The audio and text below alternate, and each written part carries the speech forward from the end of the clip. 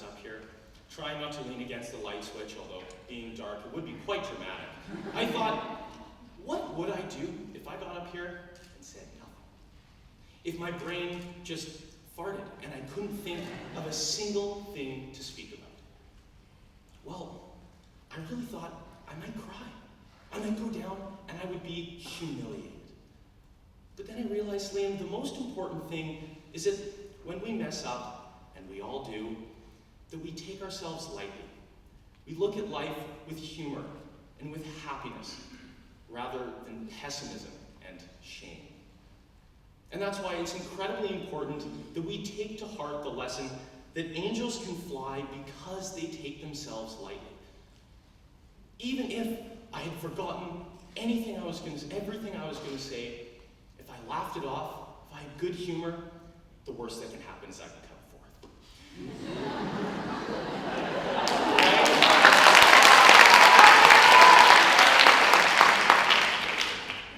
But someone who is far better in their field than me and far more accomplished is Cristiano Ronaldo, the world-renowned soccer player. He's one of the superstars of the game. Now, he's very proud that he's Portuguese, and his town in Portugal is incredibly proud of him. So it was an emotional time when they asked that their new international airport to be named after him. He flew all the way back to Portugal. There was a dramatic, beautiful, and emotional ceremony, and then the pinnacle of the ceremony, the unveiling of the Cristiano Ronaldo statue. Now, ladies and gentlemen, this was a monstrosity. It was so bad, you'd think it was a statue of me. Now,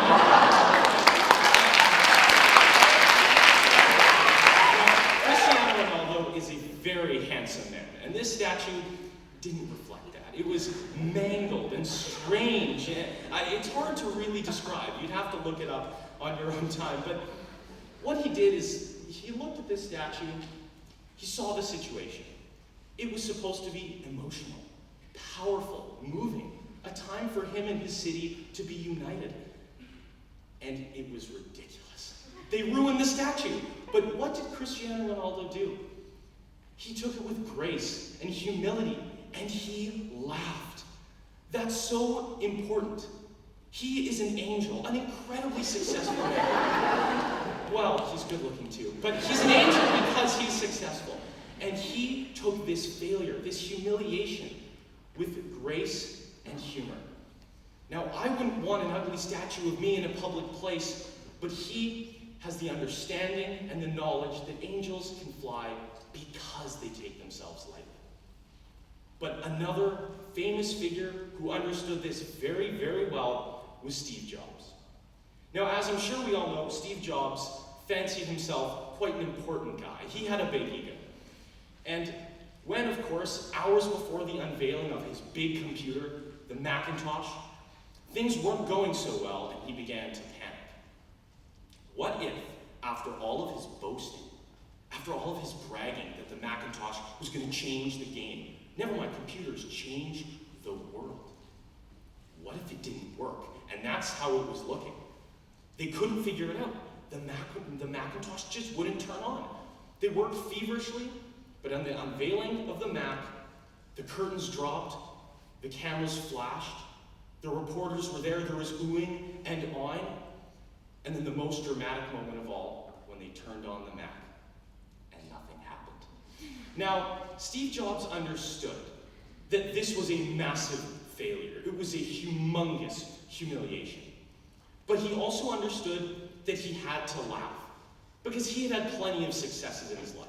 He was the CEO of Apple, for heaven's sake, and he knew that when something went wrong, even if you had said it was going to go well, you've got to take it with humor and humility. And that's something that absolutely all of us can relate to and can certainly understand and value. We're all going to be in situations in life where we fail. It's inevitable. But what's important is that we don't wallow in our sorrow. We're not sad and pessimistic. We understand that it can be funny as well.